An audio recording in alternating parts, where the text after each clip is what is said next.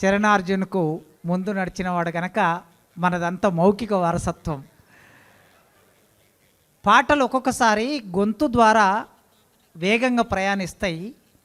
పాట రాసేవాళ్ళు పాడకపోతే పాడిన వాళ్ళే పాట రాశారు అనుకునే అవకాశం ఉంది. ఎంకన్న తాను రాసిన ప్రతి పాట తానే పాడతాడు. సీనన్న తన పాట తానే పాడతాడు. మీ అందరికీ తెలుసు, చాలా పాపులర్ పాట, ఈ ఊరు మనదిరా, వాడ మనదిరా, పల్లె మనదిరా, ప్రతి పనికి మనం. గూడు అంజన్న రాశాడు ఈ పాటని, కానీ ఇది గద్దరు నోటితో బయటకు వచ్చింది. అందరు ఏమనుకునే వాళ్ళంటే ఇది గద్దరు పాట అనుకునేవాళ్ళు. గూడు అంజన్న 1992-93 అనుకుంటా ఈనాడులో ఒక ఇంటర్వ్యూ ఇచ్చినప్పుడు అప్పుడు ఇది గూడు అంజన్న పాట అనే విషయం ప్రపంచానికి తెలిసింది. కనుక నిదానంగానైనా సరే అక్షరం ఖచ్చితంగా వస్తుంది. ఎంకన్ననే ఒక సందర్భంలో పెన్నుల మీన మన్ను గప్పుతే గన్నులై మొలికెత్తుతాయి అని రాశాడు ఆయన.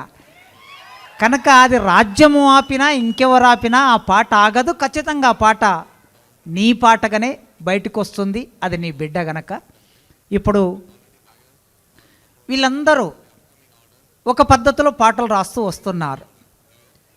అంటే కవిత్వం, సాహిత్యం, లిఖిత ఒరవడి. ఇది మౌఖిక ఒరవడి ఒకటి ఉన్నది.